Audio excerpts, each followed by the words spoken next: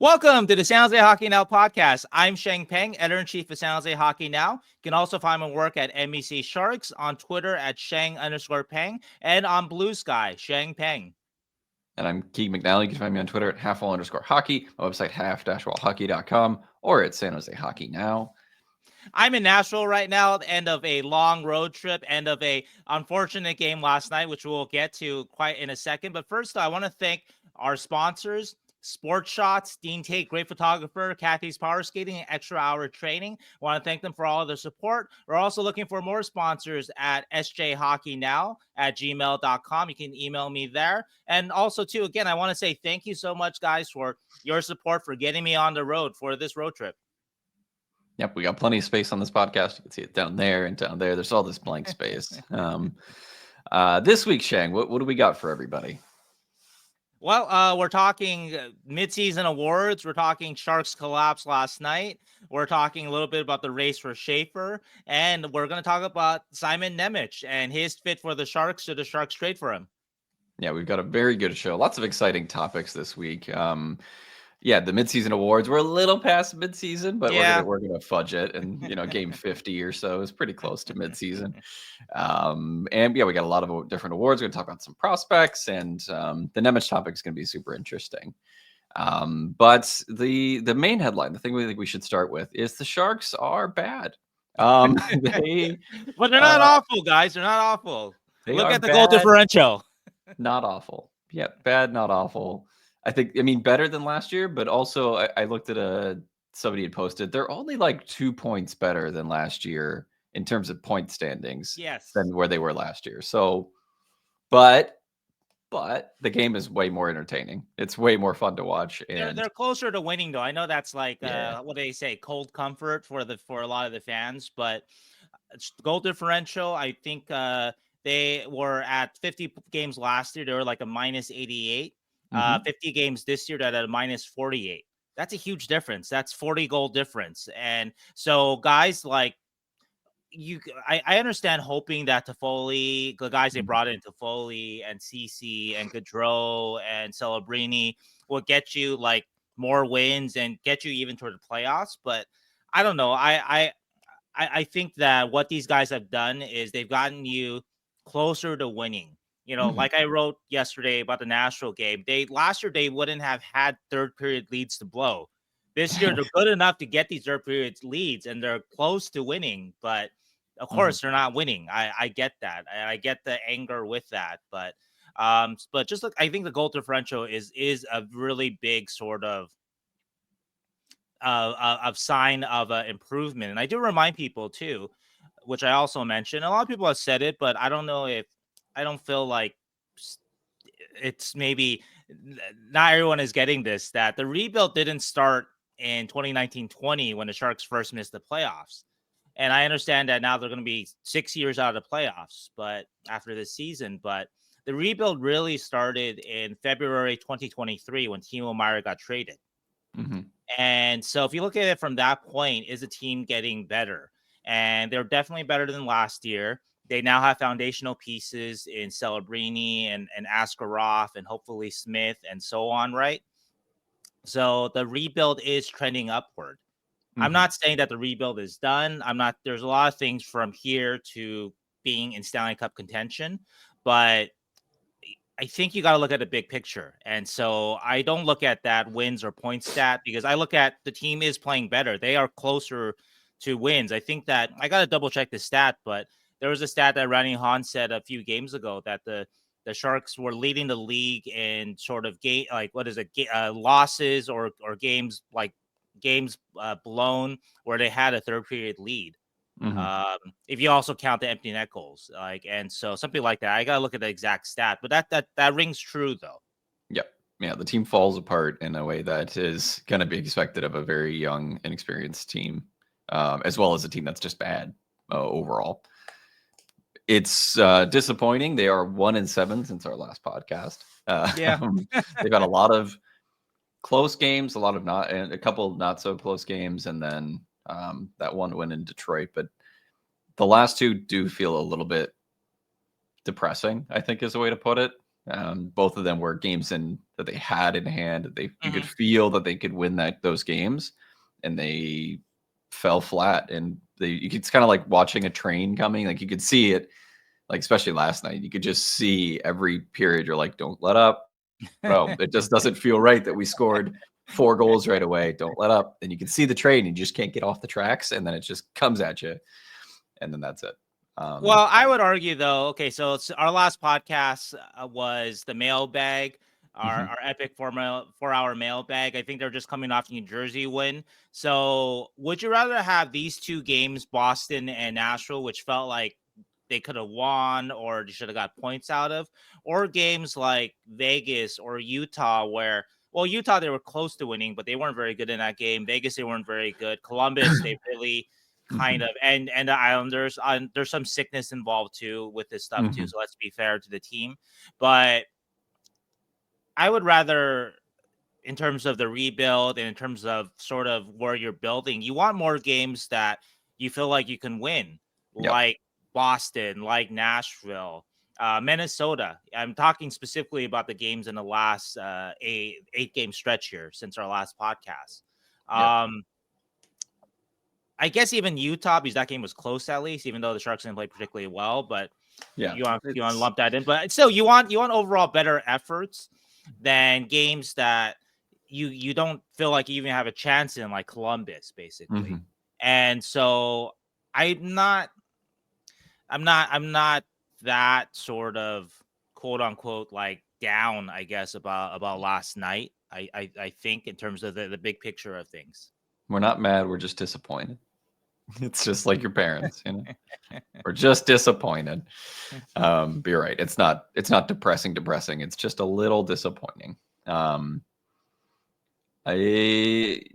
in the spirit of losing a lot, it is also time to introduce the fact the Sharks are last place in the Tankathon standings. Well, that needs no introduction. That's been the but we are, I think it's now kind of, the Nashville and the Sabres are playing a little bit better. Both of them have kind of separated themselves away from Chicago and San Jose. Both are like 7 points ahead of Chicago and San Jose, who are both 34 points.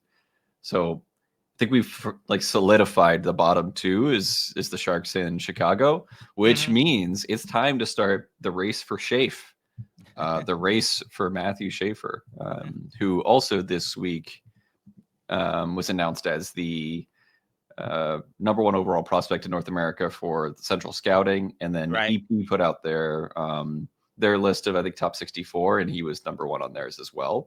Right. And another article, Cam Robinson of Elite Prospects, he polled like 10 scouts and executives, I think maybe at World Juniors, and 7 of them had Schaefer number 1. And so it does appear like Schaefer might be pulling himself away, not like as definitively as obviously Celebrini or Bedard did, but that he might be the consensus number 1. And he is what the Sharks need pretty much. Yeah, he's kind of the guy that the Sharks are probably pinning their hopes on getting. I watched a lot of Schaefer this past week. I've actually been doing a little bit of a draft review. So I watched Martone, Misa, Schaefer, and Hagens, just the top 4. Watched a bunch of games of them. And man, Schaefer's great. He's the real deal. He's like the guy that I think he's going to, on whatever team he goes to, but you could see him pairing with a guy like Celebrini super well. They both think the game great. Great activator, great give and go guy. He has all of the things that the Sharks are missing in a number 1 defenseman. And man, I hope we get him. That's what I want to say about Schaefer. Is he your guy with the number 1 pick? No doubt right now. Yeah, I think so. I mean, it's the only risk really is that you're banking on like 6 months of play, right? You're banking on like the summer to December, because before that he was considered a top prospect, but not like his development has gone on kind of this, exponential growth kind of thing. And you're banking on that. And then he got injured. So you're not going to see him again for a little while. So he doesn't have as much time to showcase himself again.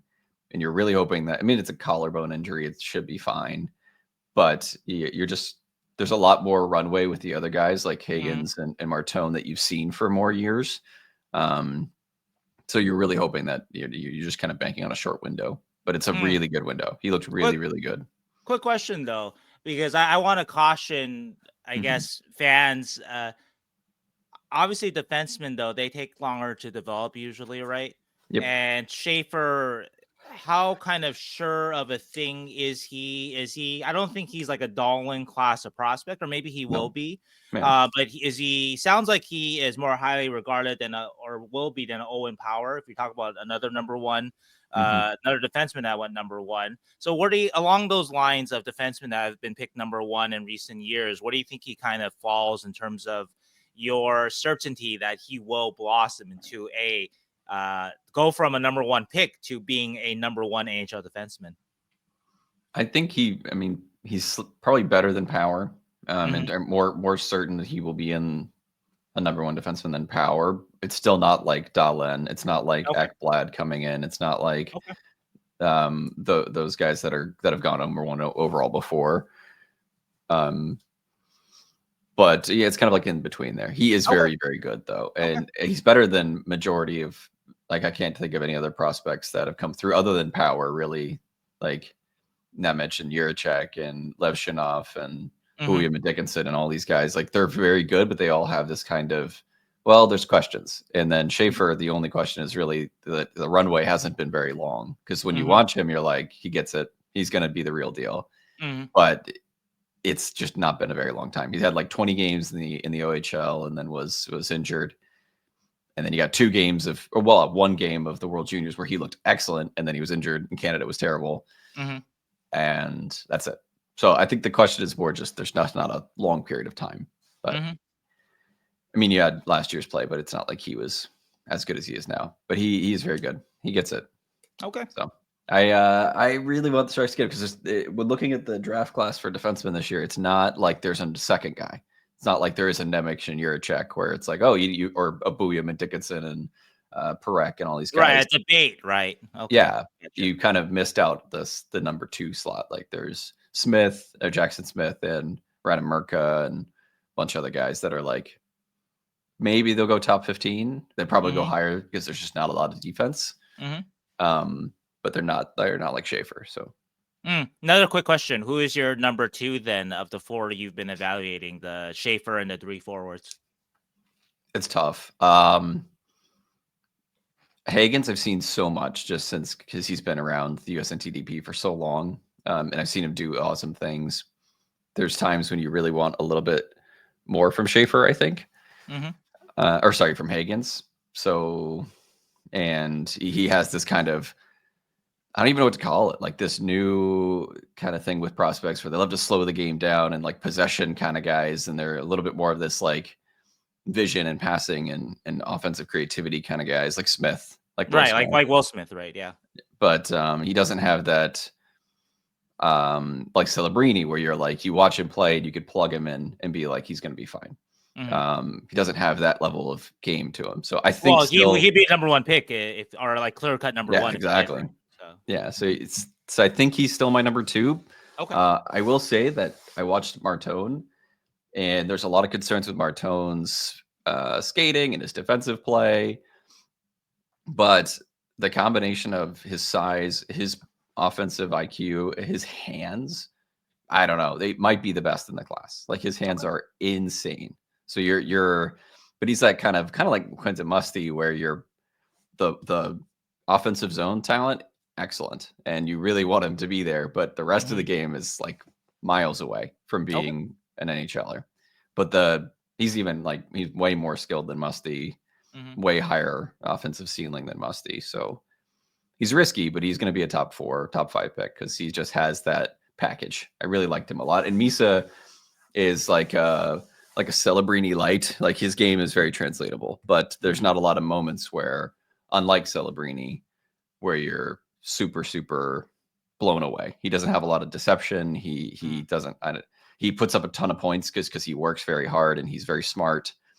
And he's got great playmaking skills, but they're missing that like wow factor in a lot of times. So is he like a correct me if I'm wrong, is he like a really good Jet Luchenko? Yeah, that's actually really good. Good Jet Luchenko. Okay. He is also extremely quick. Sorry, Flyers fans.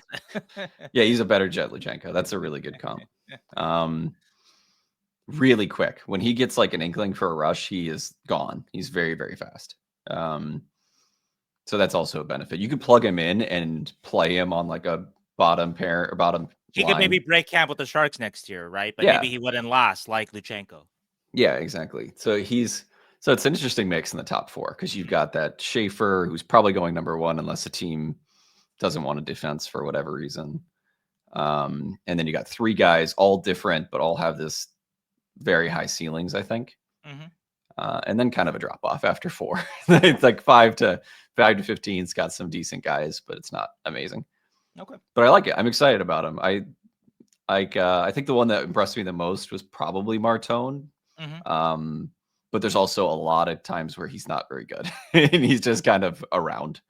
Well, again, these are draft picks. These are 18-year-olds. It's almost all of them are like that, except, they don't have well-rounded games that you can plug and play like Celebrini. That's very rare.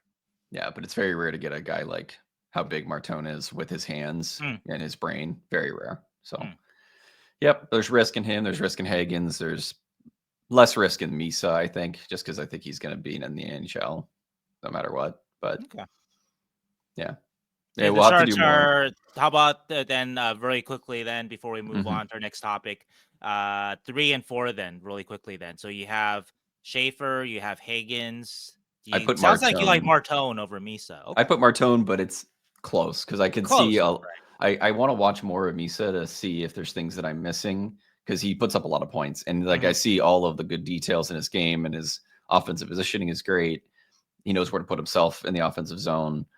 I just haven't been wowed. Like I'm like, okay, right. You don't necessarily want to spend a number 3 pick on a guy that he's going to be a good second line center. I mean, that's valuable and that's great, but you would hope that you come out with a potential first liner, right? Or a potential top pairing guy, right? So I got you. Who knows? He might also just catch fire in the NHL and be fine. Like he might just be that good enough to survive and then just work his way up and be a decent first liner. It's just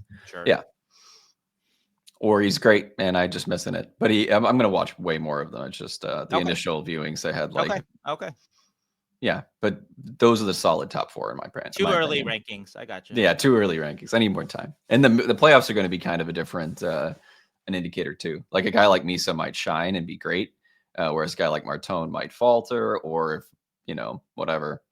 We'll see. Okay. Well, let me put it to you again for our next topic before we get to our midseason awards. Keegan was in Boston, sitting 2 rows behind the Sharks for the Boston game, and so anything that you saw out there that you want to talk about? Yeah, I got my face on television, so you guys probably also saw me a whole bunch. There's bunch of pictures of me behind the bench. I got very lucky with those seats. They were the last 2 like by the bench area. And I was like, you know what? I got 1 game a year to see the Sharks probably. So I'm going to go all out and buy them.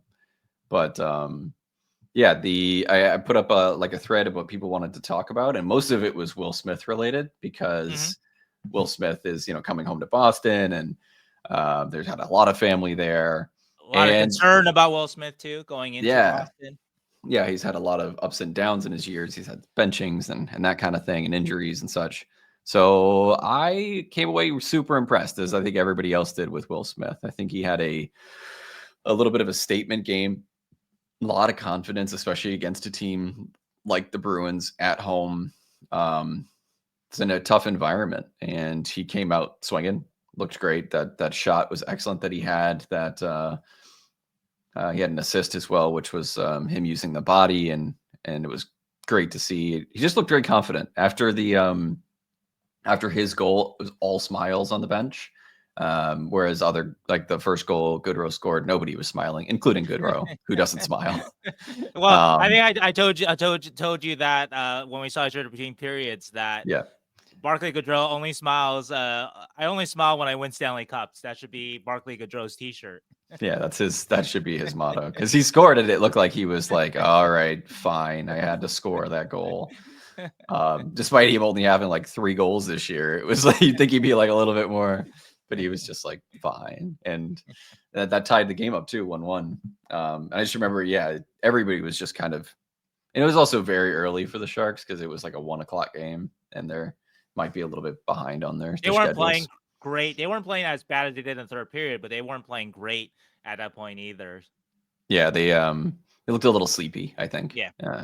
Then they picked it up, ramped it up really well, and the whole time around me, I have mostly Boston fans around me, a few San Jose fans, but all they could mention was, I can't believe Celebrini 18. I can't believe Will Smith's 19. Like, and they would just keep reading the game sheets and be like, wow, Celebrini 18. And like, they would just say that over and over again. I just hear that constantly. And I think that's really cool from a away fans perspective, because it means that like later on, that's what the Sharks are going to be known for in 10, 15 years, hopefully, is guys like Celebrini. And this is the first introduction of all of these fans to their play. Right. And they looked great. And guys like Smith, that's what the Sharks are going to be known for. And I think that's really interesting. It's like being on the ground floor of something cool. Oh, yeah. Sure. The other one that they mentioned a lot of was Askarov. Everybody was like, holy shit, this guy's great. And then in the first two periods, Askarov was like, just from being on the ice level, it looked like he was playing out of his mind. Yeah, he was very good. Yeah. Kind of fell apart towards the end, but that goal in particular, that the game winner by Coyle, that was bad. Yeah, it was not great. The first two periods, though, it seemed like Askarov was playing amazing, and everybody's like, he's so big and moves so well, and I thought that was really cool to listen to on the bench. We'll add to that Askarov was, according to Warsawski, very sick, or still pretty sick for that game. I think there is a question about Askarov saving him for a day. Either way, I think Askarov was going to play a game like not 100%, but that is what happens.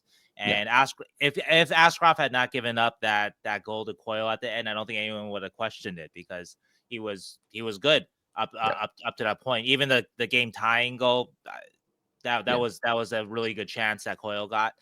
So if they had got that point, I don't think anyone would have questioned Askarov being in there. Though I did ask the question. Warsawski says he had no regrets playing Askarov and not holding him out one more night. But anyway, I did want to mention that, though, that he was sick, though. Yeah, I was impressed with that game from the Sharks' perspective, just because they came back. They didn't roll over and die when the Bruins came out really hot, and they responded. And I thought that was interesting. It kind of quieted people around me, and I was like, wow, that's not very common that the Sharks are quieting. I mean, Boston's had a mediocre year so far, so they're not an amazing team, but just very rare from the Sharks after watching a bunch of Sharks losses. So. Well, I want to add to that point too, that in terms of, I know that it seems like we're just sort of looking for the silver lining, but I think the silver linings are there with this team. Even yesterday in Nashville, how many times have the Sharks forced a team to pull their goalie in the last couple of years? I didn't look at it. Maybe it's happened once this year, but it's not a common sight with the Sharks. And so I think that, I think it's obvious that there's talent on this team. There's more than last year. There's more structure than last year. I think the overall vibes are good too, but that there is that next step of kind of learning to win, obviously, learning to protect these third period leads. Some of that is going to come with more talent, better players, which hopefully the Sharks will acquire starting at the trade deadline and over the summer. But this is, I know people hate me saying this, but this is what progress, this is what a rebuild looks like, that it is incremental. And I'm going to rattle off a bunch of cliches, but it is a marathon and not a sprint. And you're not going to build a Stanley Cup winner overnight, and you're not going to become the Florida Panthers overnight. So if this year at this time the Sharks have a worse goal differential and they still are not doing a better job of holding third period leads, then I get more of the consternation. But look at this team this year compared to last year, and that should be enough. Look past 100%. The record. Look at the goal differential. Look at just the individual players you have and the foundational pieces. Last year, how many quote unquote foundational pieces did you have that you were looking at? Maybe Eklund, maybe Zetterlund, maybe. and you still have Eklund and Zetterlund, but you've added all the guys that we've been talking about here. So it's going. It's just not. Yeah, it's just not going to be an overnight thing. Few more things real quick, and then we'll get to the mid-season awards. Georgiev needed a better chair. That was a good I saw a good pickup. And I actually my fiance picked that up. She's like, his chair is like 3 sizes too small for his body, especially in pads. And I was like, yeah, that's kind of dumb. He looked like he was like having to hover on the chair the whole game. So I felt bad for him. He should have said that when I interviewed him post game yesterday. Just said like, my back hurt. Yeah, exactly. Yeah, that was the reason why. Uncomfortable. Yeah, yesterday. I did think with Georgiev, it was interesting his interview though yesterday, where he was very expansive when I asked him about what happened on the game winner, the Blankenburg game winner, because that was on him and he talked about it. But and he basically admitted, I mean, he didn't say it was a bad one, but he just said like, yeah, I thought I had it. But then when I asked him about the team itself, that he had nothing to say. And I wonder if, I'm just speculating here, but I kind of wonder if he was trying to be the best teammate he could be and not, because the Sharks really, I know people want to throw it on Georgiev, but man, like yes, the Blankenburg goal, he definitely should have had for sure, 100%. But up to that point though, the Sharks really let him down. Basically, when they built that 5-1 lead, like they kind of gave up the ghost there. And maybe there's like one or so, like the where you like a big save, like the Svechkov power play goal, but that was also like a great chance too. And there's some that he had no chance on. Like I think it was the Marta show, the tap in from the back. He had no chance on that. Yossi one-timer, which is okay. Yeah, you love a great save there because he was looking at it, but that's also Roman Yossi one-timer. You got to go across. The PK, Luukkonen didn't get the puck out. And that's a great A, and that's Roman Yossi too, firing it at you on a one-timer, pretty tight in there. And so anyway, I know that people want to kill Georgiev, but I think that the Sharks really more than anything let him down with the game winner, yes, but the Sharks had let him down up to that point though. And so there's again all 18 guys fucked up yesterday. It's not any one or two guys really in this case, which I wrote about in my game story. And also I want to add in Georgiev's defense too, that yesterday, again, bad goal given up there. The previous 4 games, I think, or maybe 5 games, he's actually been really, really good, even though the results haven't been there for him, obviously, in terms of the wins. But if you look at the goals saved above expected, I think he's been positive for, I think he might have ended up just under in his last game, but it was pretty even. And then the 3 games before that, he was in the positive there. And so his game has turned around. And also too, it's very noticeable too. And I'm a big Askarov fan. Obviously, I think that he is the guy for the Sharks of the future, but there was not a lot of heat on Askarov for that Coyle goal and that Coyle game winner. And if Georgiev had given up that goal, I think that there would have been a lot more heat on that. And I think that should kind of, I don't know, check your biases a little bit. That both those guys didn't make the big save at a big moment, and it's not just one guy. Yep. I did not see Celebrini using the iPad very much. People wanted to know about that. I don't know. It just wasn't an iPad game, I guess. He looked very engaged and he's very vocal and lots of smiles. He wasn't like too serious. But did you hear anything that he said? Could you hear anything that he was saying? Almost impossible to hear any of them. At one point, Grunstrom was super pissed and he banged the glass. I don't remember exactly what for, and that was the only time I heard some screaming. Okay. And then Warzo's very focused. He's just kind of like circling like NHL coaches do, just this hovering. Like walk back and forth, hovering. I don't think he. There's a couple times like guys would skate over and there's like a TV intermission or whatever. And it wasn't like he was constantly in huddles with them. He just kind of let them do their own thing. Or he let the assistant coaches handle it, right? Yeah, they're drawing up plays. Yeah, or Brian Wiseman forwards, Doug Huda defense. Yeah.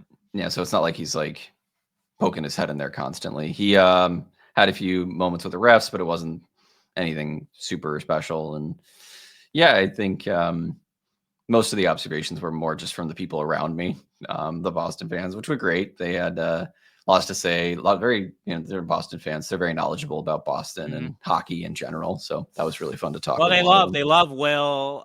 They like Macklin. Macklin obviously was only there for a year, but they love Will there. Yeah, they do. And a lot of them knew that too. He's like, oh yeah, he's the kid who went to BC and all that stuff. So yeah. Yeah, it was an awesome time. I love that game every year, going to the Boston San Jose game. So hope to get to do it next year too. Have more observations, but let's move on to the mid-season awards. Okay, let's do it.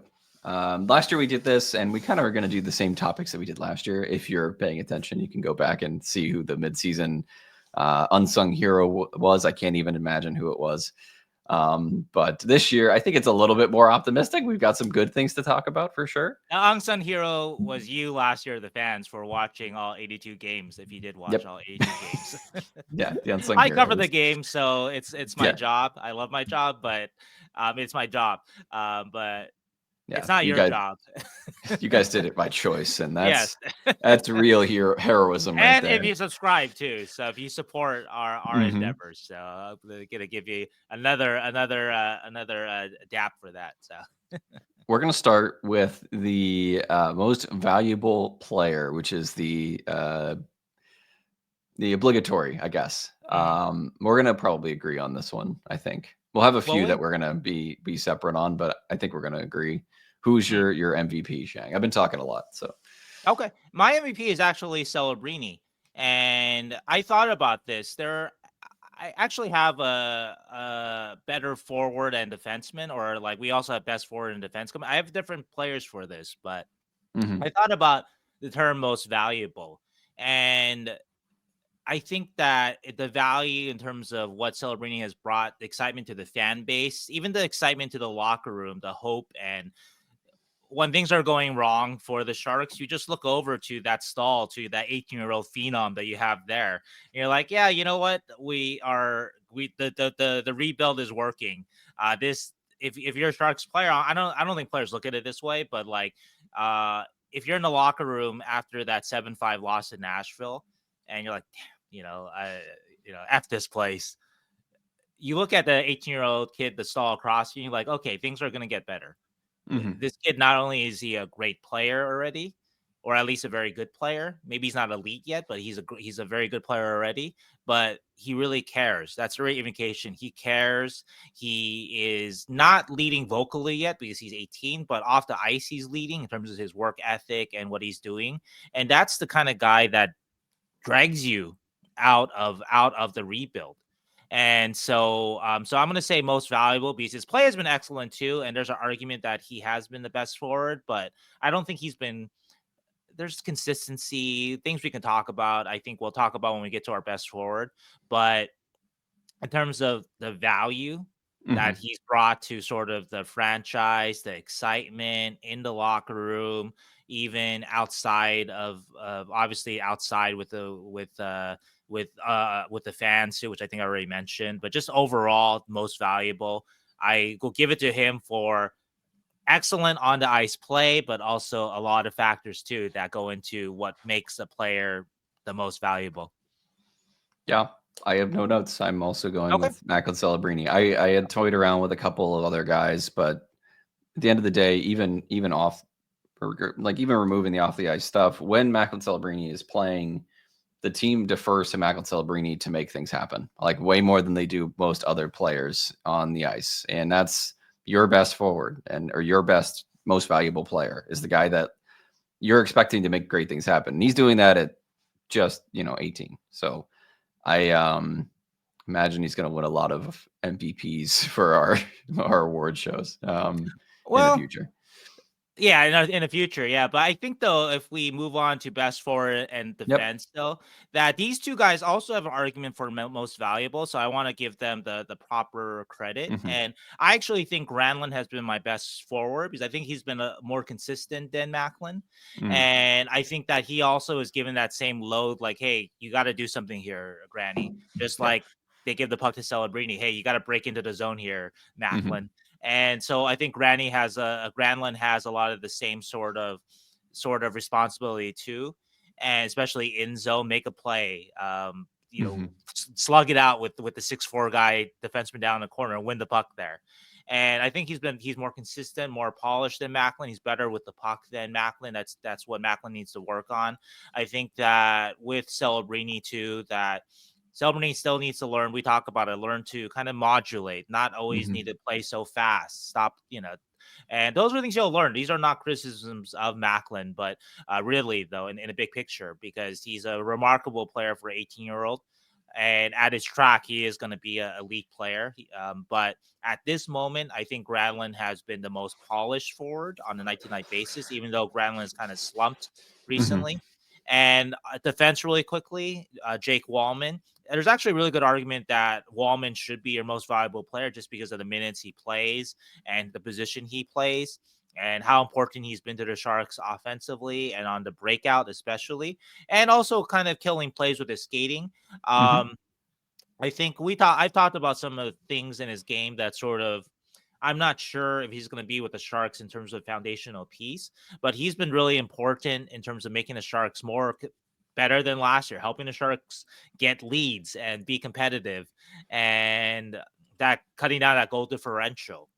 He's been a big part of that. So he is my best defenseman, and so I think those three players, Celebrini, Granlund, Wallman, there's a argument for MVP for all of them. But Yeah. anyway, that's my best forward and best defenseman, though. Yeah, I think I give yeah, best is kind of an interesting word there. I think at the highs, Celebrini is a better forward right now than Sure, Granlund at the sure. highs. But you're right. There's more that Granlund does, more polished game overall, generally. So and then Wallman, yeah, hands down. There's nobody else. Like even last year, many years in the past, other than Carlson, this is the guy that like at least you're plugging him in there and he can contribute offensively, not just Mhm. like he's there because he has to be there and somebody has to play 23 Right, minutes. It's right, like right, right. he's at least that step above, and getting him for free, amazing trade. Still And I amazing. have it better for free. Yeah, you got a Yeah. second round pick out of it too. Who Yeah. did You they got draft with the that pick again? Who did they basically get for that? I forget. Chernyshov, maybe? No. They used No, that for pick to Lightning. trade up to Dickinson, right? Then they used that Did to, they? Yeah. I Okay. think so.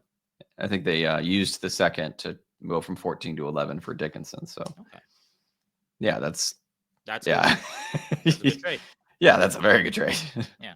um, Gonna look back on a lot of these little moves that don't look super impactful. And man, yeah, that's a great trade. So most improved player.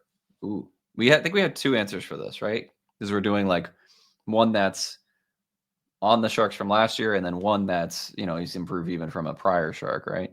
Or prior year that where he wasn't a Shark. Yeah, Maybe. I think we wanted to give it to two guys. I just want to double check that is indeed the no, actually I'm not sure the Oh, the let's pick. see. Yeah, the pick, the Wallman. I don't remember. I want to be right about that before Well, we Igor move Chernyshov on. was the 33rd, right? That Because was the he was right Sharks. That was after. the That's Sharks' the actual Sharks. pick. I'm looking at I think actually that it was a different. Am I wrong? Am I reading this wrong? I think that it was a different second rounder. Or am I? Let me see. I may be reading the wrong thing. It was a whirlwind 2 days at the draft. I can't It remember was. exactly. Yeah. No, I think it's important to.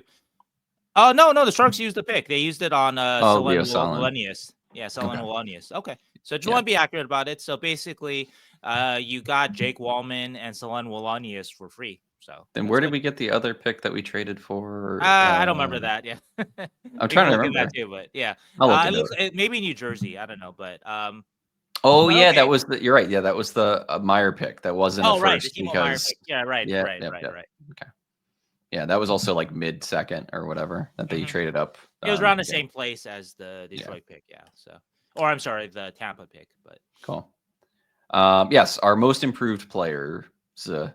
Um, I wanted to just mention Wallman because I think that you're going to talk about a different guy, but right. Wallman, even from his prior year, after being jettisoned from Detroit, um, he's taken another step, both offensively. He's eating more minutes.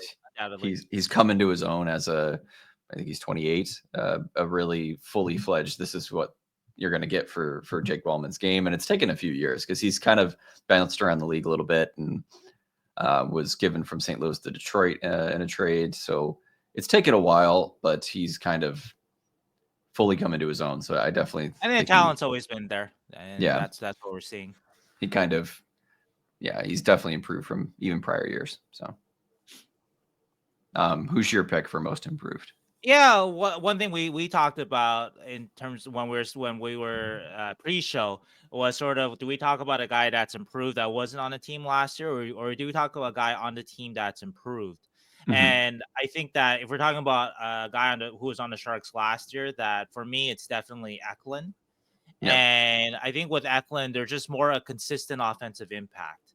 There just is kind of more of what we saw last year, but just on a more regular basis. And I think that he is still lacking an overall consistency in terms of being that great player that he's trying to get to.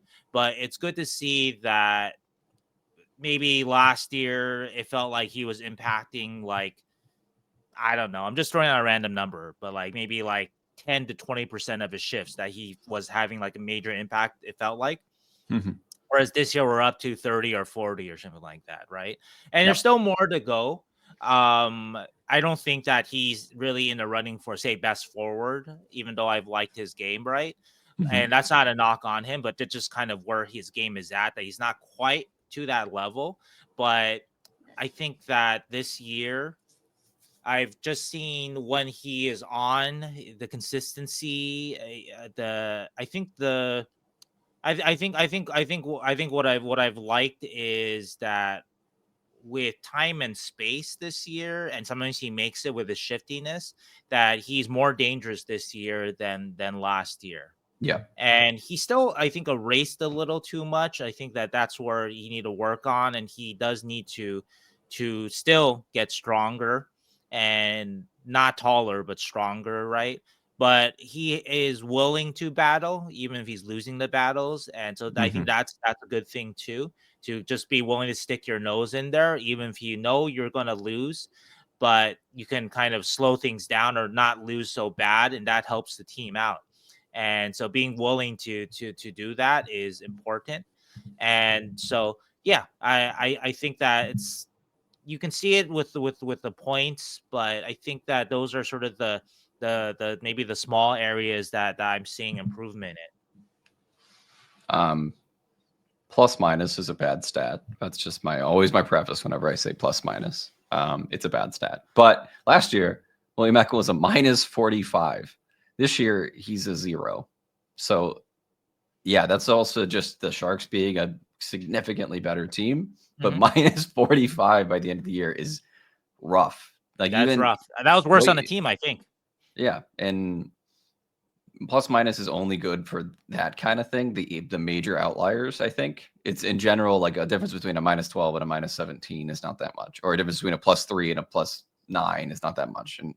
But like if you're minus 45, something might tell you about your play on the ice. I think there might be something to say.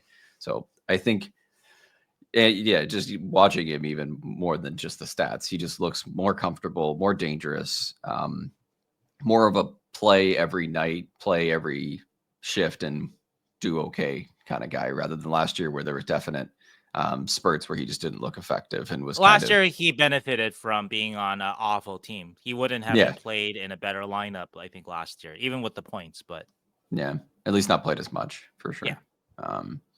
So yeah, he definitely is coming into his own. He's building that reputation as like a foundational piece rather than just like improved. We hope for good things from him. He's building into a foundational piece. You hope for the Sharks. So unsung hero. This is a good one. I like this one. Yeah, this is a great one, and for me, it's Alex Wennberg. Alex doesn't always have great games, but I don't think he has a lot of bad games. So there's sort of a consistency with him. And when he's right, though, he is just a really good player. Just I've mentioned it a lot. Just his patience with the puck on breakouts, He doesn't panic with it. He waits for the forecheck to pass him by, and then he makes his move.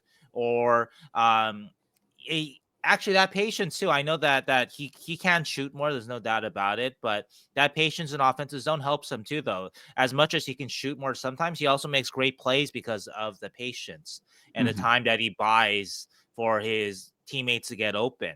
And defensively, he's really, really active. He's up there on the Sharks in terms of turnovers created for forwards, like with guys like Granlund and stuff like that. He's kind of like a I don't want to I don't want to I don't want this to come across as an insult, but he's kind of like a poor man's Granlund to some degree. He's not as productive offensively, but he does a lot of the same things and does it really well too. He just is an overall just really solid player. With flashes of greatness. And I think that I would say that probably is the difference where Granlund is more consistent offensively. Wenberg does leave you wanting more offensively, if we're being honest. But in terms of along the wall, he's big. He wins battles. He can hold on to the puck with some of the best of the Sharks. Is an excellent playmaker, and just the Sharks just added a professional player there, basically a professional middle six player, and the Sharks lacked a lot of those last year in terms of professional middle six two-way player. The only guy that was valid in that area last year in terms of two-way and belonged on a middle six might have been Granlund last year, to be honest. Not Eklund, not Zetterlund, not Duclair, down the line, whatever name you throw at me. Granlund might have been the only valid guy there for that belonged on an NHL playoff caliber middle six. Wenberg is a guy that belongs there.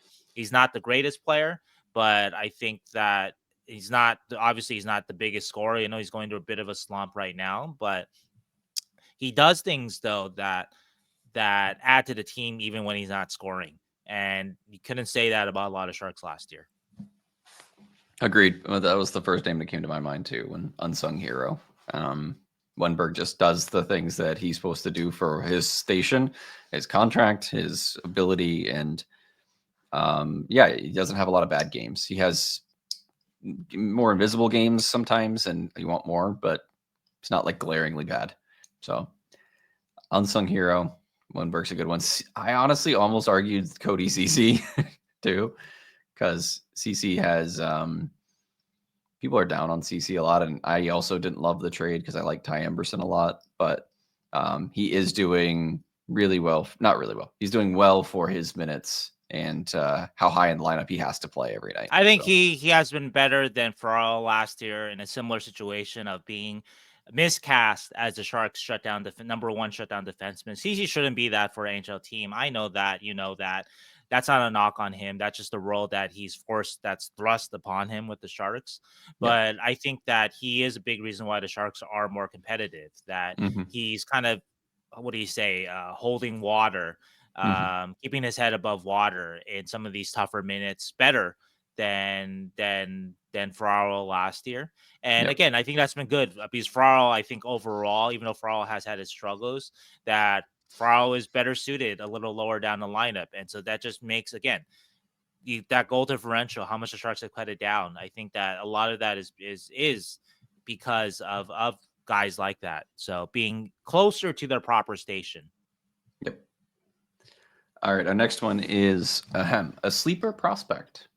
No, you missed the most disappointing player. I did. Okay. All right. We have a little bit of a down before we have some ups here. Yes. Most disappointing player. We have a few options, I guess. Yeah, we do. I think my pick overall will be Carl Grundstrom. I think that there's a really good player in there, but we just haven't seen it at all, really, not on a consistent basis. And the coaching staff doesn't seem to have a lot of patience with him so far. In fairness to Carl, he gets yanked a lot. And I see a guy with a good shot. I see a guy that scored at a good rate in LA on a playoff team in a lower role that you thought might translate to a higher position on a line, higher up in the lineup. Looked at his shot rate over the last couple of years. It's really high. It's if not elite, it's actually pretty close. He shoots a lot, which is not a bad thing. And so I thought that he would be a good fit for, like, say, celebrating Toffoli at the beginning of the season, but that just hasn't happened. And it hasn't really materialized on other lines either for him on a consistent basis. I think there's still, like I said, I think there's a good player in there. Maybe it'll emerge in a trade deadline when there's a little clearer path to playing time if somebody is traded, but it hasn't happened yet though. And so, yeah, he's my guy there. Yeah. I think the thing about Grundstrom is he's 1.8 million this year and next. And he's kind of a guy that's in and out of the lineup, really, and hasn't impacted the game that much. So it's definitely one of the more disappointing. The other guys we had mentioned or talked about pre-show were Klim Kostin as well as Barclay Goodrow. There's arguments for any of these players. Kostin, you want more consistency. He had a pretty good showing at the end of last year, so you wanted that kind of development. But he's also kind of a freebie, so you're not super invested, right? He got him for Radim Šimek and a 7th round pick last year, I think. Right, but he looks so good at times, though, and so I think that's what it is. Like, if we were to argue Grundstrom and Kostin, I think Grundstrom has been more consistently just okay, but there aren't a lot of highs or lows with him. Sure. And I think you want a few more highs, obviously. Whereas Kostin, there's extreme highs, but there's extreme lows, and you want a little more okay. Yeah, you want just like decent. Yeah. So argument there. And then Goodrow, for me at least, I don't know if I would say disappointing. I think that maybe the disappointment is that I had hoped that maybe there was a little bit more of the pop that he had with Tampa and the first couple of years in New York, where I think that he was still a excellent third line player. I think that at his best, that he is really underrated. That when I say he was one of the best bottom 6 players of his generation, I think is a legit thing to say. Again, I keep saying this. He's the guy that Tampa chose to close out 2 Stanley Cup clinching games. Last minute of the game, empty net. That's who they throw out there, Barclay Goodrow. That says so much about who he is and what he can do for you as a team. I think, though, that he has lost a little bit in terms of a little bit of a step, talking with scouts or whatever, eye test too. I think he's still a good player. I think he's still a good 4th liner. So that's why I don't say disappointing so much, because maybe he's not quite what you hope for the money, maybe. But in terms of what he was doing last year, he's pretty much in line with it. There's a reason why the Rangers did let him go. I think if Barclay was still that guy from 2-3 years ago, that the Rangers would not have let him go. But I think they saw just a little decline with him, so they took the chance to move on from him. And he's, again, still a good player. He's, again, about where I think that you would expect him to be, which I can't say necessarily with Grundstrom and Kostin. I thought Grundstrom would be more consistent in the lineup. I thought that Kostin, I kind of not surprised, because we saw this inconsistency last year, and we knew his reputation coming into San Jose. But with the highs you see from Kostin, though, that you hope that he would have added some consistency. But it's all about how you view the word disappointing, I guess, right? Like if your disappointment is more that Goodrow is not worth 3.6 million or his contract length, then that's fair. If the disappointment is more that you wanted more from Kostin because he has that ability, there you go. Or if the disappointment is that Grundstrom just hasn't really panned out at all, then that's where you are. So yeah, Goodrow, I think, is getting the most of what he's got as a player. It just isn't what it was a couple years ago. Yeah, Kostin he's still and killing Grundstrom, penalties and being in the lineup every night. So I like him on the 4th line. I understood why the Sharks tried him out in the top 9 early in the season, because they didn't have a lot of options, and Goodrow has played well. Again, when he was at his best, he has played well in a higher role. And so they were trying to see if he maybe still had it. And he didn't show that he had it, to be honest, right? But I like him on a good team's 4th line, be it the Sharks or any team that's a playoff team. If he wasn't making that money, that I think any team would take him in the league on their 4th line if he was making a lot less. Yeah. All right, let's move on to our sleeper prospect and most surprising prospect. So sleeper first. Okay. We have one from in the Sharks and one from out of the Sharks. I think is a good way to do it. Like out of the Shark system. So who's your in the Sharks pick? Sleeper prospect is Colin Graf. And watching Graf last year, I was a little bit waiting on it. I didn't quite see it, but I did understand that the college tryout or the cup of coffee that NCAA guys get after signing it's hard to judge on that. So I didn't rule him out, but I didn't quite see it in that stretch. But I've been impressed by what he's done with the Barracuda and what he's done with the Sharks in terms of just his two-way attention. He tries his ability to break up plays defensively and whatnot. It's not consistent. I think he's gonna get sent down soon. I don't think he's ready for full-time duty, but I see a much better player this year than last year, and also much better in terms of the things that are going to get him an NHL job. He's not going to be a guy that is going to make it by skill alone. Will Smith is probably the only skill guy that you're going to allow poor defense too, because he might be skilled enough to kind of live off his offense. Macklin, of course, is a better two-way player, so he's not the same question. But Graf, Gushin, Bordeleau, down the line of highly productive AHL Sharks prospects, they're not going to make it on purely their offense, not even close. And so to see Graf do these other things, also penalty kill, that's interesting. Right, that's a good growth from him too. And so I would say that there were some signs last year in terms of, I know that he was like for his college division that I think he won best defensive forward. I had some questions about that, but it looks like he's showing some of that this year with the Barracuda. And he fits as sleeper because I don't think he's considered necessarily a top 5 Sharks prospect, right, going into the season. With obviously Celebrini and the even the musty Mukumadulin class, or even below that, right, with Gushin. But that he has moved ahead of some people for sure. Yeah. And so, he's a good sleeper pick. Yeah, he he hasn't looked out of place in his cup of coffee here. I think you want a little bit more offensively. I saw him on the penalty kill in Boston. I was like, oh, that is interesting that Graf's on the penalty kill. So yeah, he's one of these guys that could sneak into a third line in a few years, and it's just like, oh yeah, I guess he is an AHLer now, and he's pretty decent. Couple other sleeper ones from outside the Shark system. We had talked about Svoboda or Polkamp. I think I'm going to go with Eric Polkamp. Okay. He's had a great year in Denver. Started off really, really hot and eating up a lot of ice time, putting up points, and he has a lot of, other than his height, he has a lot of NHL qualities to his game.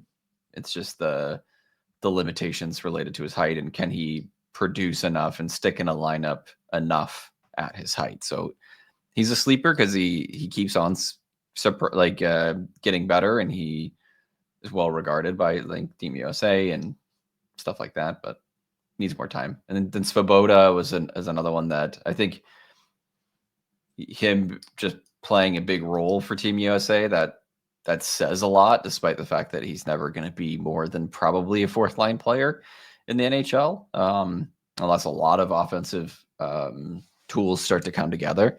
But he's a smart hockey player that plays hard and can play net front very, very well. So they're both sleeper prospects for the future for sure.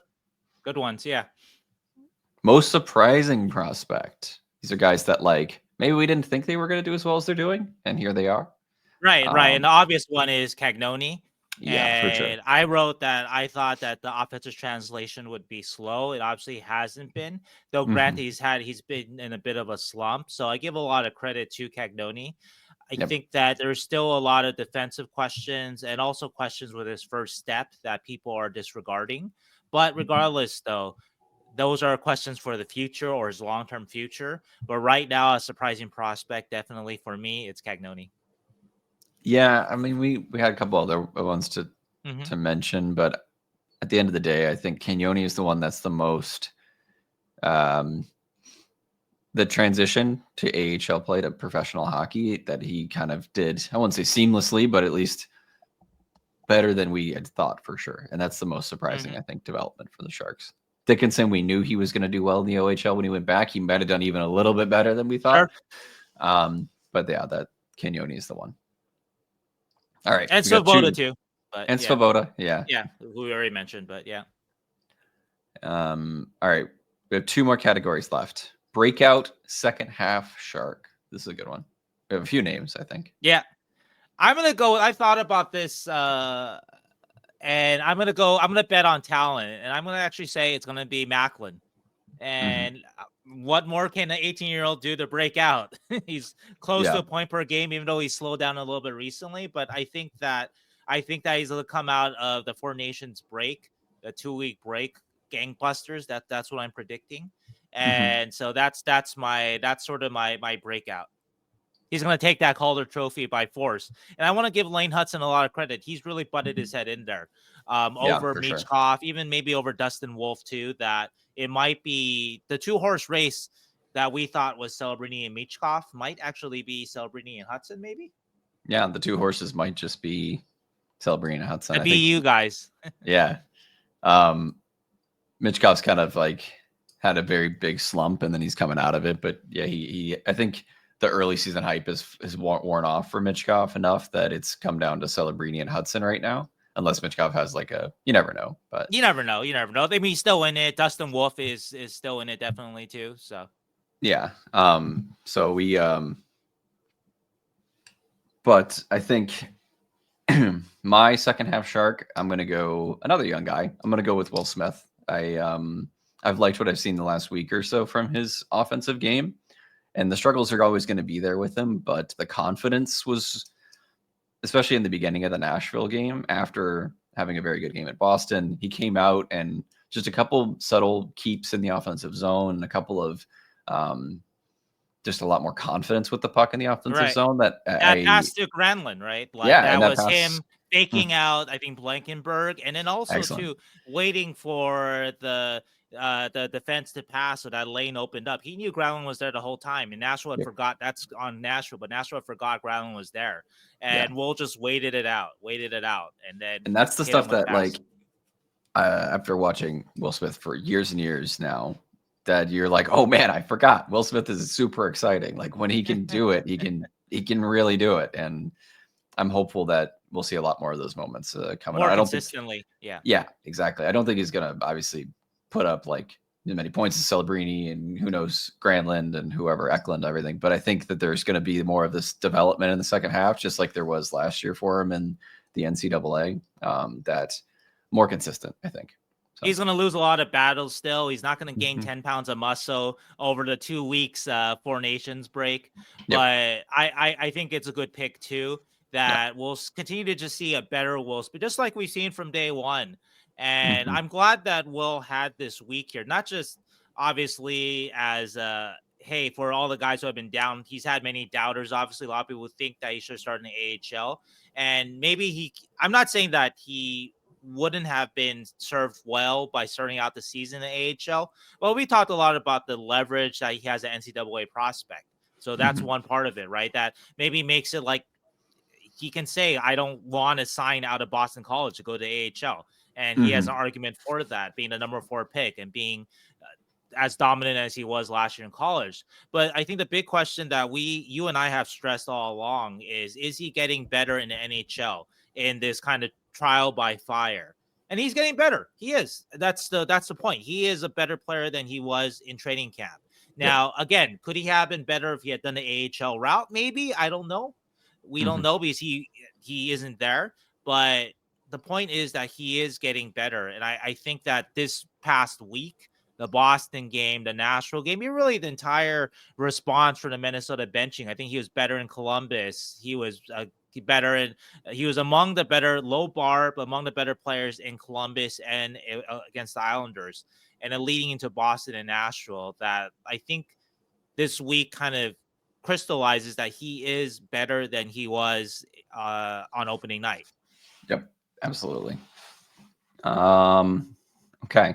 Our last segment. It's not a mid-season award, but it's the last topic for this segment, which is we're going to predict a trade for the last half of the year as I go into our back half.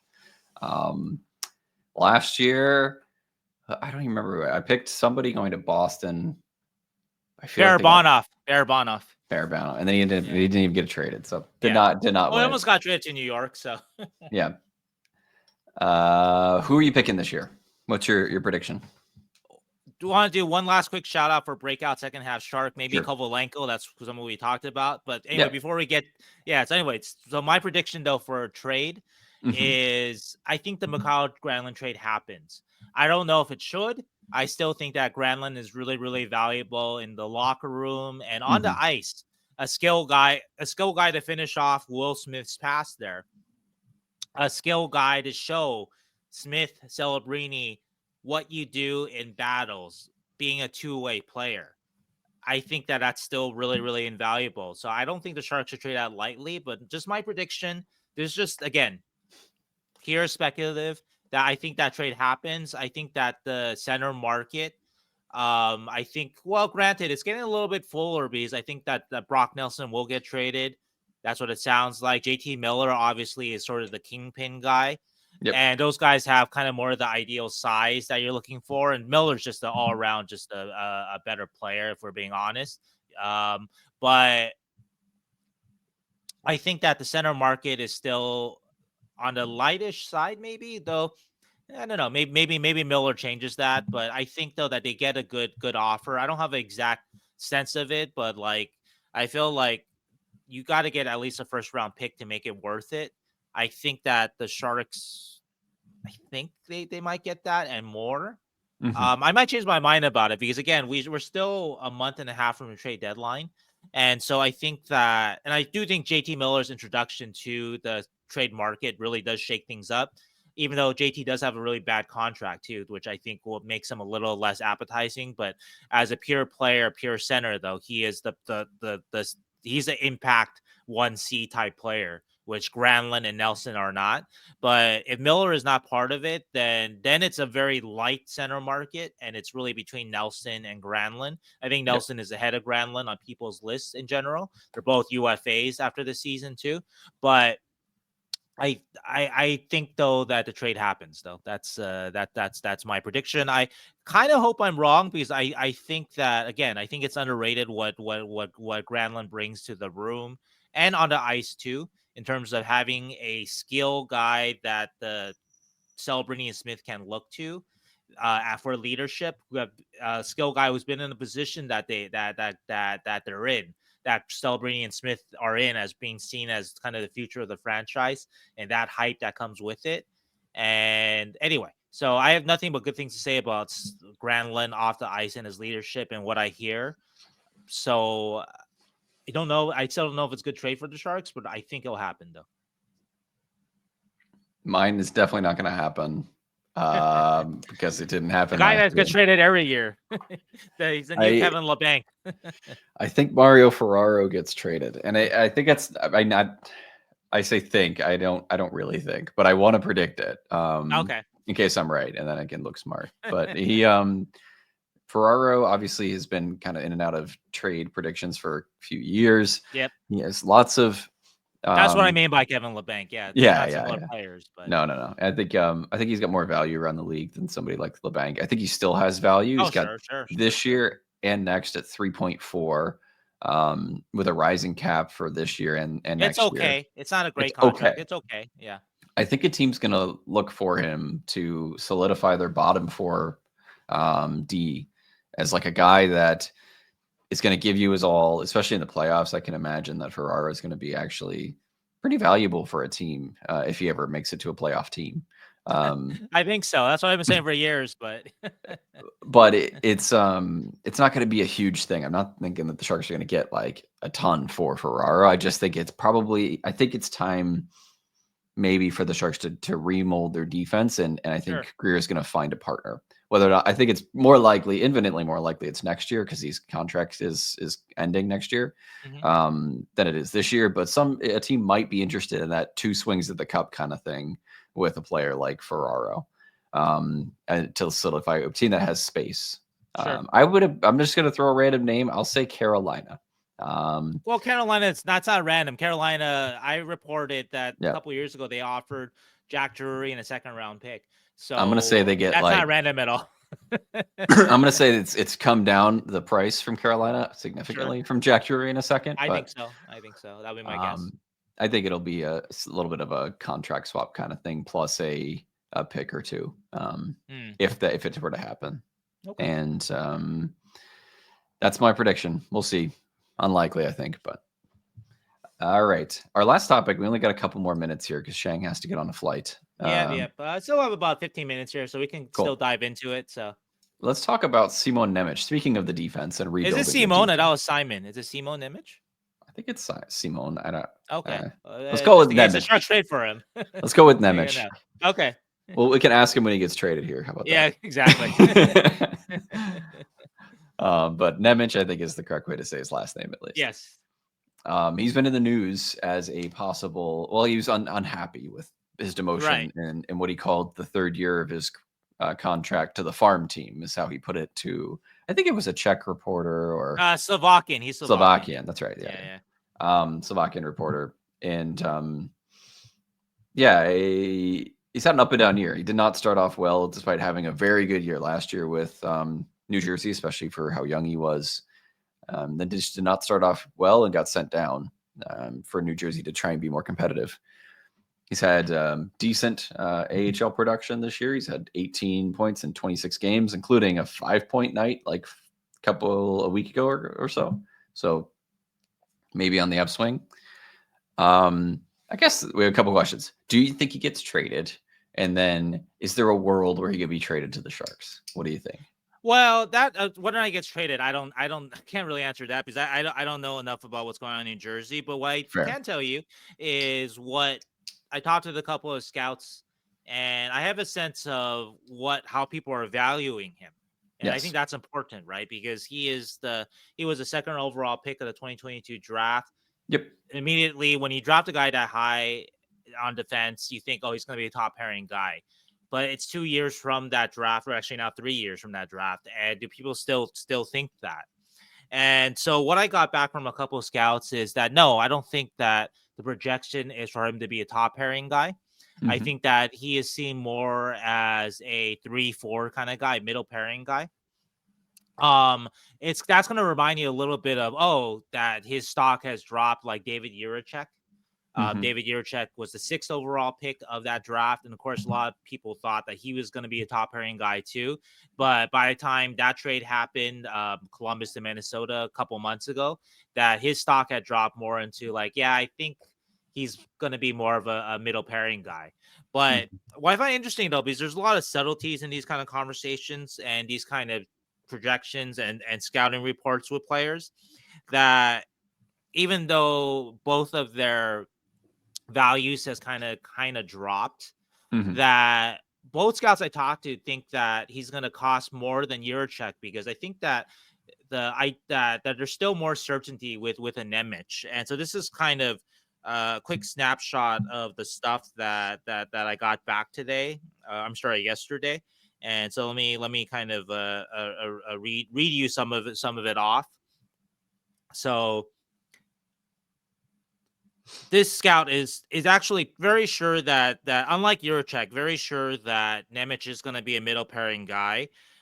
Just needs a clear path to NHL minutes. His puck game is elite, very good offensively on power play. He could be a PP1 in the NHL. The defense is the trade-off, but it's nothing overly alarming according to this scout. So again, sees him as a number 3 or 4 guy in the NHL. And I asked about, compare him to Jiricek then. And the scout said that Nemec is more NHL proven, which you can see, I think. And Jiricek is a bigger defenseman. So I think with Jiricek, there's a little bit more of a projection of he can be a better defensive player than a Nemec. But there's way more projection with Jiricek, way more hope involved with the Jiricek. So it's not to say that Jiricek is a bad prospect or that was a bad trade by Minnesota by any stretch, but that even though they project in sort of the same place in your lineup, that Nemec and Jiricek have very different roles, and that this scout believes quite a bit more in or not a lot more, but a little bit more at least in a Nemec. Scout number 2 mentioned that also believes that Nemec is going to be a good top 4 player. And obviously he's just mad that he's in the minors. And the cost he sees as similar to Juracek, but a little bit more, which I think reflects that there's a little bit more certainty with the Nemec. And so this is what the scout said. I would guess if they move Nemec, it'll be for a piece that gets them going now. So that's where I think now we talk about sort of the fit for the Sharks, right? Like, what do they have that can help New Jersey now, but not just a rental guy too. I know everyone wants to say a Granlund or a CC, and maybe those guys can be a part of a trade like this because those guys can help New Jersey now, but they also need somebody that I think that is going to be around for a little while. That makes them comfortable to lose a guy like Nemec that is cost controlled for 6-7 years here, right? And so then if you look at the Sharks, and this is the hard part. So okay, we've established kind of what people think Nemec is right now, right? And obviously there's a fit on the Sharks, obviously, because they need defensive prospects. They've got Dickinson and Mukamadulin they feel pretty good about. And then Polcam, Cagnoni, you have some sleeperish guys, but not guys that Jack Thompson that I think everyone feels too secure about, though, at least league wide. Yeah. So there's definitely a need there, but the fit for the Sharks, I think that's hard because they don't have in terms of it's a better fit than Columbus because I think Columbus was looking a little more for futures as we saw in what they eventually took from Minnesota, which was just a grip load of draft picks. And the Sharks don't have that extra first round pick right now. They might have it if they trade a Granlund or something like that, but right now they don't have that extra first round pick because they traded that off for Askarov. But the fit otherwise, so we talk about someone that can help New Jersey now, but is a little bit controllable. We talked about him in the mailbag. People were really mad that it was that Eklund's name was brought up in trade rumors again, or not trade rumors, in like possible trade things. Again, those are questions that we got, guys. We weren't putting Eklund into the trade rumor mix. That's the direct questions that we got. But when you look at the Sharks and sort of their future, that Celebrini you're not trading, Smith you're not trading now. So who is sort of arguably tradable for the right guy? And Eklund really is the one that stands out because he's young, he's cost controllable. You see upside there, but he can help you now. And I think more so than Zetterlund, who is a good player, but Eklund is, I think, much, much more valuable. It's also just super rare to be traded back to a team like a year and a half later after. Yeah, that's kind of weird too. Yeah, that's a good point. It's kind of strange. But I don't know if anybody else that is sort of in that class of, right? Like Ferraro's I think the bloom is off of Ferraro. Maybe a couple of years ago when Ferraro was younger, then that could have made sense. But that would have been a reach a couple of years ago, but that would have made more sense when Ferraro was 23 or 24. But Ferraro's 26 now, right? So I don't think that so would you make that trade and like say Eklund as your core piece? I don't know. You need a defenseman more, but are you that sure about Nemec? That's actually the same. Actually, we had the exact same debate about Juracek, right? Like, it's like, well, if you're really, really sure about Juracek, or if you're really, really sure about Nemec, then okay, maybe consider that trade. But you got to be really, really sure because with Eklund, you have granted he's a winger. Defenseman value over a winger is generally higher, but with Eklund though, you have a fairly bird in the hand kind of thing, right? Where you know that he can be productive at an AHL level. He's done it. Whereas with Nemec and with Juracek, obviously, we know even less about that. And so it's tough. I'm not seeing the fit here overall, even though it's better than Columbus, but I'm not quite seeing it. Yeah. Which means it'll happen. I agree. I think I think they can get a bigger name for Nemec plus something else, like and to swing for the fences and get like a proven, top 6 scorer or somebody that is going to help New Jersey try and go for the Stanley Cup.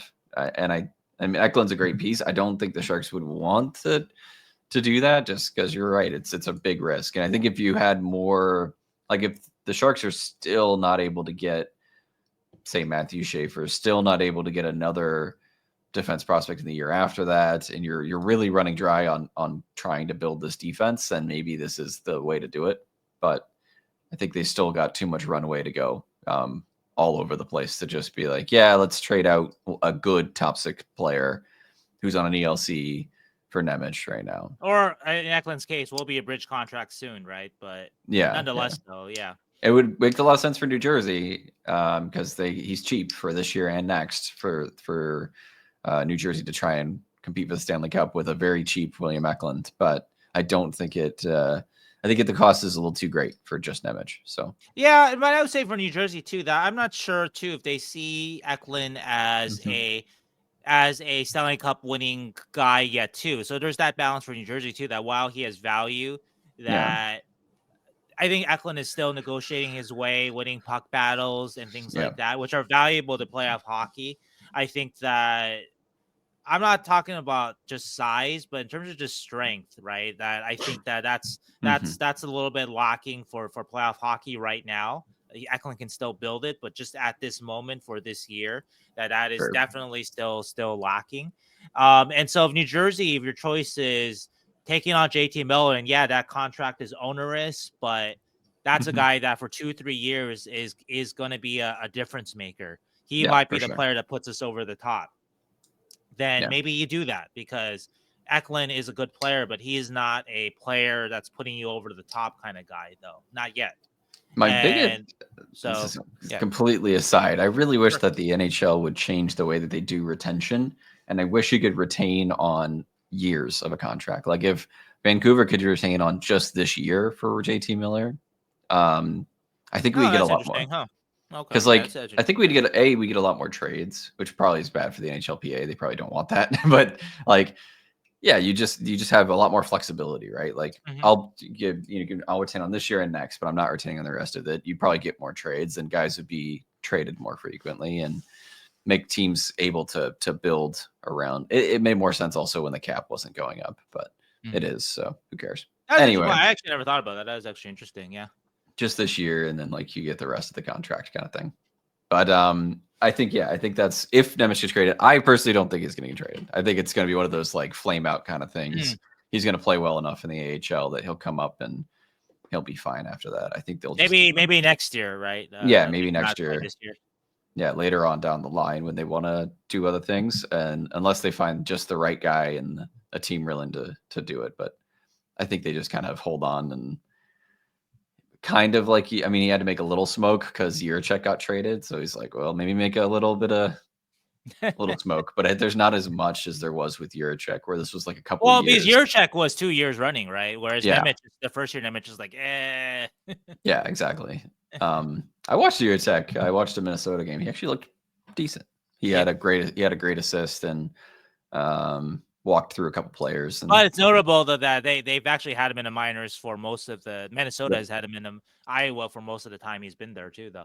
Yeah, he got called up a couple weeks ago, and he's stuck up. A lot of injuries, Yeah, it's mostly injury related. So still not a fully developed player either. So I think the Sharks are just going to keep staying the course. I don't think they'll go for Nemec, but we could be wrong. That'd be my guess. Yeah. We could be wrong. I think again it goes back to just to put a bow on it that. How much do you like the player? And we don't know how much the Sharks like these players necessarily, right? The Jiricek package, I don't know if the Sharks could have matched it because they didn't necessarily have that first, but it was an intimidating package overall. It just was it was quantity over quality for Jiricek, which I think suggested to me that the Sharks were just about it. Nemec, I think, will be maybe a little more quality over quantity based on a couple guys that I talked to here. And then it's a question of does New Jersey like the Sharks' quality, which you have to be fair. I'm not sure they do. And the other part is, do the Sharks want to give up that quality, which is also a fair question for the Sharks. Yeah, I mean, New Jersey put themselves in a great position, right? They got guys like Luke Hughes, Seamus Casey, Simon Nemec, Anton Salayev, all in their pipeline within 3 years that they can have this luxury. And I think, they're probably going to be looking for that next piece to try and go for the cup. So the put over the top piece, which I'm not sure if Granlund is or Eklund is. So yeah, exactly. It's everybody's like, oh, just give him Ferraro and Granlund. I don't think that's gonna do it. It's so much eye rolling. Let's give him goose shit. That's not how it works. Yeah, let's give him Moku Madulin's not helping them win the Stanley Cup this year. Yeah, give him 2 second-round picks. No, it's not gonna. It's gonna be a lot, and or it's not gonna happen. Yeah, exactly. If the trade does happen, it's gonna be a lot, and you're not gonna like it. Yeah, exactly. And there's still questions. It's been forever since I've really watched Simon Nemec play. It's like since his draft year, I watched him a lot during his draft year. Him and Juracek, because they were like the 1-2 guys for that draft for the defense. But I don't know. It's, even then, like I think he had some great qualities. He's a very smart offensive player, great passer, really good transition player. There were still questions about his game, and he's not like a sure thing either. So defense takes forever to develop. It does. That's it, guys. We got out on time for Sheng to go to the airport. Or I think after the 4-hour marathon, that this is fair. Yeah. This is a much more manageable one to edit as well and upload. Yes. So. All right, guys. I hope you all have a good week, and we will see you next time on the San Jose Hockey Now podcast. See you back in San Jose. Oh, and sorry, guys, that we couldn't do a in-person podcast. We'll do that someday. I was just in Boston too quick, and then Keegan is fostering some puppies, right? So he couldn't hang out. So sorry, guys. We have that in mind. We'll do one together one day. So promise. Yes. Oh, I should have brought. All right, next podcast I'll bring the puppies on. I'll show the puppies because they are adorable. But and they need to be adopted. So if you live in the Northeast, you can have one of them. All right, y'all. Hope you have a good week. Bye.